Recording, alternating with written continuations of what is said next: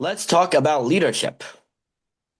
We talk about Mashiach as being a great teacher and all that, but let's focus on specifically his leadership qualities. There was a famous conductor of the Boston Philharmonic Orchestra. His name was Benjamin Zander. He wrote a book called The Art of Possibility. And in the book, he talks about, amongst other things, he talks about leadership. And he describes here this interesting phenomena where when you look at the orchestra, who is the face of the orchestra? Who is the most iconic figure of the orchestra? It's him. It's the conductor, right? If you have a picture on the CD, on the front cover, there'll be a picture of him as the conductor of the orchestra. But he says, really doesn't make any sense. If you think about it, as the conductor, I'm not making any music, not even making a sound. The music is all coming from the other players, from the orchestra. They're the ones that are actually making the music. He's just standing in the front, waving his hands. And yet, he's not the one making any music, but yet comes the face of the orchestra of the music that they're creating. And so he came to a realization that to be a good leader, to lead the orchestra, it has to be not about me, about being the best me. Rather, it has to be about how can I help everybody else be the best at what they're doing and help them do the best job at creating the music that they're doing, not that I'm trying to do. So when we talk about leaders, when we talk about leadership, what is the quality that we look for in a leader? What is the outstanding quality that we're looking to say that this defines a good leader? This is the things that we're looking for to create a good leadership role in whatever we're trying to lead. So if we look at our own history, we look back at the great leaders we have had in our history. Of course, we've had many leaders, many fantastic leaders over our history. And we realize that it's actually not the same qualities that every leader has. Every leader has their own qualities that they bring for that moment in time. Because every moment, every era has the needs of that era, that time, that moment. And you need to have the right qualities for that moment in order to lead the people that you need to lead, right? You can have great qualities, but if it's not the qualities that are needed for this role, then it's wrong. You don't have the right recipe. And if we look back at our history, starting from the very first leader, Abraham, the first Jew, Abraham, his qualities that he had in his leadership was his ability to innovate and the courage to stand up to the idol worshippers, because that's what was needed at that point in time. Moving forward a little bit to Moshe Rabbeinu, Moses. Moshe Rabbeinu, what was needed at his time? What was Moshe's qualities? Moshe was a brilliant teacher, and he was a mentor in Torah values, in helping to build a nation, to build a new society, a new culture that Moshe was creating. We look further ahead to Mordechai. At the time of Haman's decree, Mordechai was all about defiance and bravery, because that's what was needed at his time, in the time of Mordechai. So every leader has to have the qualities that are needed for his generation, for his point in time. Question is, Mashiach, what are the qualities, the leadership qualities that Mashiach has? In which way is Mashiach going to be a great leader? What are his qualities?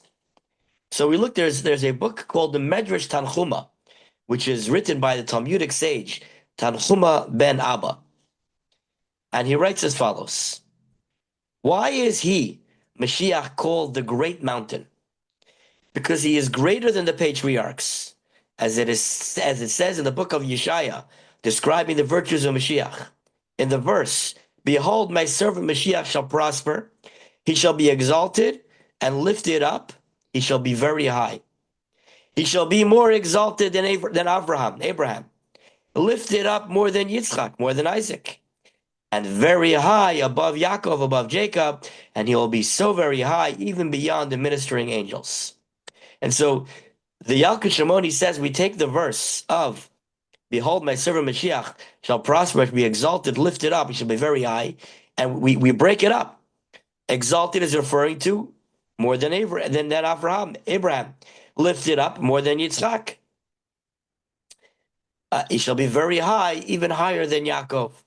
And then he finishes off even higher, even greater than the angels themselves.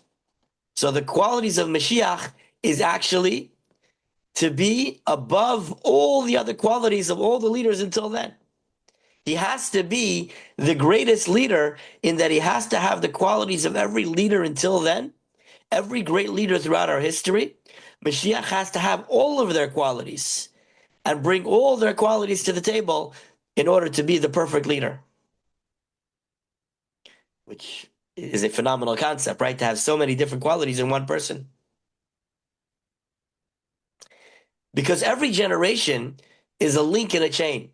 Every generation is all building towards the same one goal.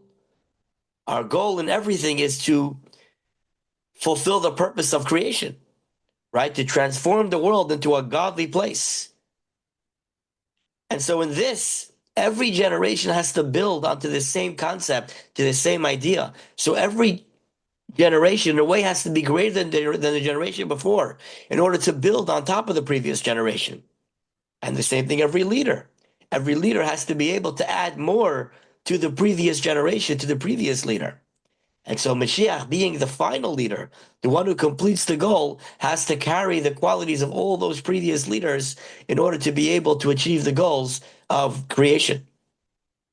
But we finished off, not only will he be greater than the Avot, greater than our patriarchs, than Abraham, Yitzchak, and Yaakov, he will be even greater than the angels. What does it mean when we say greater than the angels? What are the qualities of the angels? The angels have great spiritual virtues, great spiritual powers that the angels have. But what are the angels missing out?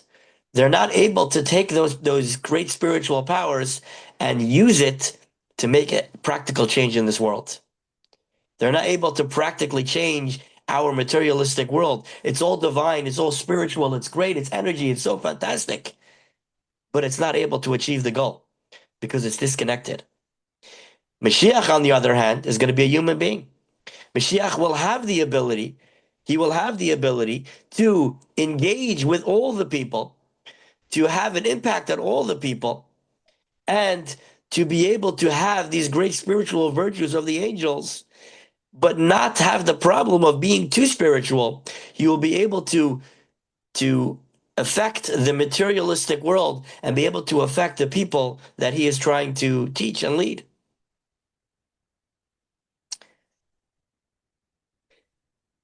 Before Moshe passed away, kind of his dying wish, his last request that he made from God is he begged God to provide a leader for the Jewish people. He prayed to God that there are 600,000 people here, that I have a responsibility for all these people. And so I'm asking, now that I'm passing away, I'm asking that somebody be there to take me over, somebody to continue the task, to lead these people. And it should be someone who is filled with the Spirit. What does it mean, filled with the Spirit? That he should have the spirit of all the different people on their own level. Every person, you have 600,000 people, that's 600,000 individuals. Every one of them has their own needs, their own own package that their requirements. And so he asked God to give a leader who is able to relate to every single one of these different people on their level and their needs. This was the request that Moshe had from God at this time. I'll be there in 1 minute. Okay, you understand?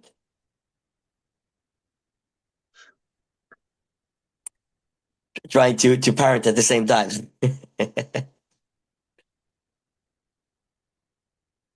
And so what was God's response? So the Yalkut Shimoni writes that God's response was that in the future, there will come a time where there will be such a leader. It will happen. God said to Moshe, all these leaders that I've shown you are of individual perspective and psyche.